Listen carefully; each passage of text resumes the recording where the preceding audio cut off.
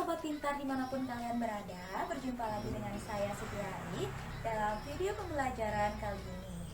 Nah, kali ini Sitiari akan membagikan informasi kepada kalian mengenai anatomi perbandingan sistem digestifus dari kelas Aves dan juga mamalia. Nah, sebelum itu Sitiari ingin menjelaskan nih ke teman-teman apa itu Aves, apa itu mamalia. Sebelum itu kita harus tahu apa sih itu hewan vertebrata. Nah, jadi hewan itu secara umum dibagi menjadi dua loh teman-teman. Nah, yang pertama ada hewan invertebrata dan yang kedua ada hewan vertebrata. Hewan vertebrata adalah hewan yang memiliki tulang belakang, di mana hewan vertebrata ini dibagi menjadi 5 kelas. Yang pertama itu ada Pisces, kemudian ada amfibi, kemudian yang ketiga ada reptil, yang keempat ada aves, dan yang terakhir ada mamalia. Nah, apa sih itu secara lebih lengkapnya mengenai aves dan mamalia? Mari kita simak video yang akan tayang berikut ini. Nah, jadi yang pertama, Siti itu akan menjelaskan mengenai aves secara umum. Jadi, aves ini merupakan salah satu kelas dari vertebrata yang memiliki ciri. Yang pertama, dia itu memiliki paruh. Kemudian yang kedua, tubuh aves ini ditutupi oleh bulu. Kemudian yang ketiga, aves ini merupakan hewan homoeutrum atau hewan berdarah panas. Selanjutnya itu adalah mamalia. Secara umum, penjelasan dari mamalia ini, mamalia merupakan kelas dari vertebrata yang memiliki ciri khas yaitu berupa kelenjar mamai atau kelenjar susu. Kemudian pada mamalia ini tubuhnya juga ditutupi oleh rambut. Kemudian mamalia ini merupakan hewan berdarah panas atau homoeutrum, dan jantung pada mamalia ini terdiri dari 4 ruang yaitu 2 serambi dan 2 bilik, di mana sekatnya sudah sempurna. Nah, gimana teman-teman penjelasan mengenai aves dan mamalia? Sudah jelas? Apabila sudah jelas, kita akan menangkap ke poin utama kita, yaitu mengenai anatomi perbandingan sistem digestifus pada aves dan juga mamalia. Sebelum itu, yuk kita simak sebenarnya pengertian anatomi perbandingan itu apa sih dan apa aja sih yang mencakup di anatomi perbandingan itu. Jadi stay tune di video ini ya. Hai Sobat Pintar, jadi seperti pemaparan video sebelumnya bahwa pada titik ini kita akan membahas lebih dalam mengenai anatomi perbandingan. Nah, pada kesempatan kali ini Sitiari membawa buku nih teman-teman, buku karya Tatang Diharja. Nah, di dalam buku ini dijelaskan mengenai anatomi perbandingan. Jadi, anatomi perbandingan itu mempelajari mengenai perubahan-perubahan pada tubuh hewan vertebrata sejalan dengan waktu geologis dan menganalisa perubahan-perubahan yang terjadi. Nah, itu menurut Smith. Nah, menurut buku ini juga dikatakan bahwa perubahan-perubahan ini dapat dipelajari dengan cara membandingkan anatomi tubuh pada hewan-hewan tersebut yang didasarkan pada homologi filogenik. Hai teman-teman, jadi tadi kan kita sudah menjelaskan nih.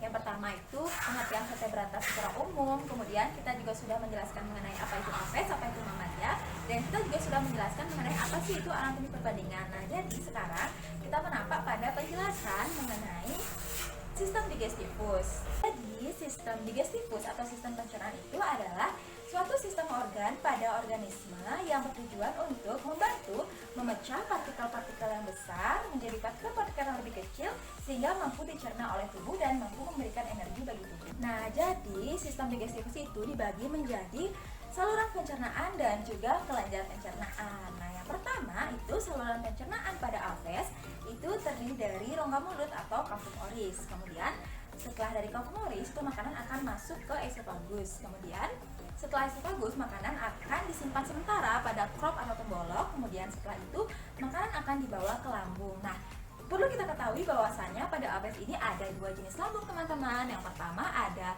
proventriculus atau lambung kelenjar, yang kedua ada ventriculus atau lambung pengunyah atau biasa disebut dengan gizzard. Nah, jadi setelah dari lambung makanan ini akan dibawa ke intestinum, kemudian yang terakhir makanan akan bermuara pada kloaka. Nah, yang pertama itu adalah mulut pada aves, di mana pada mulut aves ini terdapat paruh dan juga lidah. Nah, paruh ini berfungsi untuk mengambil makanan yang berupa biji-bijian, dan lidah ini berfungsi untuk membantu makanan untuk masuk ke esofagus. Nah, lidah pada aves ini kaku loh teman-teman. Nah, yang kedua itu ada kerongkongan. Nah, kerongkongan ini merupakan saluran penghubung antara mulut dan juga lambung, di mana kerongkongan ini di bawah kerongkongan ini pada aves terdapat namanya crop atau tembolok, di mana tembolok ini biasanya pada aves digunakan untuk menyimpan makanan sementara sebelum dibawa ke lambung. Nah, selanjutnya yang ketiga itu ada proventriculus atau yang biasa disebut juga dengan lambung kelenjar. Nah, di lambung kelenjar inilah makanan yang tadi dari esofagus itu dibawa ke lambung kelenjar ini, kemudian di lambung kelenjar ini makanan tersebut dicerna secara kimiawi dengan bantuan enzim-enzim yang terdapat pada lambung kelenjar ini. Nah, selanjutnya itu adalah gizzard atau lambung pengunyah atau biasa disebut juga dengan empedal. Nah, di gizzard inilah maka cerna secara mekanik. Nah, dengan bantuan otot yang ada pada lambung pengunyah ini dan juga dibantu oleh kerikil-kerikil. Nah, kerikil-kerikil ini membantu mencerna makanan apes berupa biji-bijian. Kemudian dari lambung ini makanan akan dibawa ke intestin, di mana pada usus halus ini terdapat juga enzim-enzim yang membantu pencernaan secara kimiawi. Dari intestin ini makanan akan dibawa ke kloaka, di mana kloaka ini merupakan muara akhir dari sistem pencernaan pada apes. Nah, selanjutnya setelah kita membahas saluran pencernaan, kita akan membahas kelenjar pencernaan, di mana kelenjar pencernaan pada apes ini dibagi menjadi ada dua, yaitu ada hati dan juga ada pankreas. Nah, apa sih itu hati, apa sih itu pankreas? Simak video selanjutnya. Selanjutnya itu adalah sistem pencernaan pada mamalia. Nah, di sini saya akan mengambil contoh pencernaan pada sapi atau hewan ruminansia. Nah, yang pertama itu makanan itu akan masuk ke rongga mulut, kemudian dari rongga mulut makanan akan dibawa ke esofagus. Kemudian dari esofagus makanan ini akan dibawa ke lambung, di mana seperti kita ketahui bersama ada 4 lambung pada hewan ruminansia. Yang pertama itu ada rumen, kemudian ada retikulum, yang ketiga ada omasum, dan yang keempat ada abomasum. Nah, setelah dari esofagus ini makanan akan dibawa ke rumen. Nah, di rumen inilah makanan akan dicerna secara kimiawi dengan bantuan dari enzim, bakteri, dan juga protozoa yang ada di rumen ini. Pada rumen ini juga terjadi pencernaan yang mencerna selulosa. Kemudian dari rumen ini makanan akan dimuntahkan kembali ke mulut. Kemudian setelah dari mulut ini makanan akan masuk ke retikulum. Kemudian dari retikulum makanan akan masuk ke omasum dan terakhir itu ke abomasum. Nah, selanjutnya itu kita akan membahas mengenai anatomi perbandingan dari apes dan mamalia, di mana di sini Sitiari akan membahas mengenai anatomi perbandingan gigi atau dentis, kemudian lidah, kemudian yang ketiga ada esofagus, yang keempat ada lambung, yang kelima intestin, yang keenam pankreas, dan yang ketujuh hati. Nah, yang pertama itu adalah anatomi perbandingan gigi atau dentis pada apes dan mamalia. Nah, pada apes umumnya itu tidak memiliki gigi, namun apes itu memiliki paruh. Nah, kemudian pada mamalia itu giginya semuanya memiliki gigi, di mana pada mamalia ini giginya ada gigi seri itu berfungsi untuk memotong, kemudian ada gigi taring berfungsi untuk merobek, kemudian ada gigi geraham yang berfungsi untuk mengunyah, yaitu geraham depan dan juga geraham belakang. Kemudian yang kedua itu adalah anatomi perbandingan lidah, di mana lidah pada apes ini dilapisi oleh setaduk, sedangkan lidah pada mamalia ini tampak kasar dan terdapat sejumlah papila. Nah, selanjutnya itu adalah anatomi perbandingan esofagus, di mana pada apes ini esofagusnya itu dilapisi oleh lapisan papila yang bertanduk, sedangkan pada mamalia esofagusnya itu panjang sesuai dengan panjang leher dari hewannya. Sebagai contoh misalnya pada jerapah itu esofagusnya panjang. Selanjutnya itulah anatomi perbandingan lambung pada apes dan mamalia, di mana pada apes ini lambungnya dibagi menjadi dua, yaitu proventriculus yang merupakan lambung kelenjar dan juga ventriculus yang merupakan lambung pengunyah. Nah, selanjutnya pada mamalia lambungnya itu tergantung dari jenis hewannya. Apabila hewan herbivora itu lambungnya lebih besar dari hewan karnivora, di mana seperti yang saya jelaskan sebelumnya, pada hewan herbivora itu ada 4 ruang lambung, yaitu ada rumen, retikulum, omasum, dan abomasum.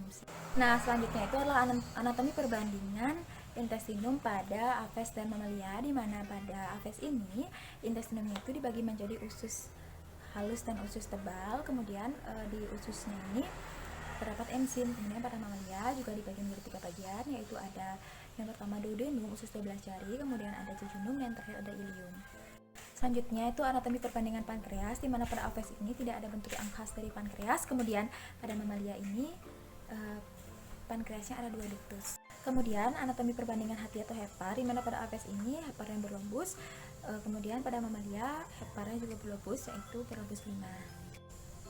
Nah, selanjutnya kita akan membahas mengenai tabel anatomi perbandingan sistem digestifus pada apes dan juga mamalia. Nah, jadi untuk lebih jelasnya, kita simak tayangan berikut ini. Selamat menyaksikan.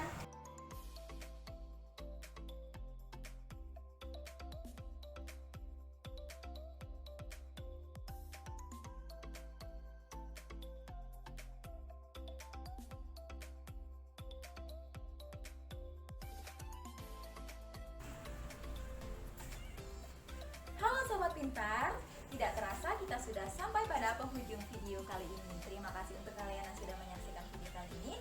Semoga bermanfaat dan tetap jaga kesehatan. Sampai jumpa di video selanjutnya.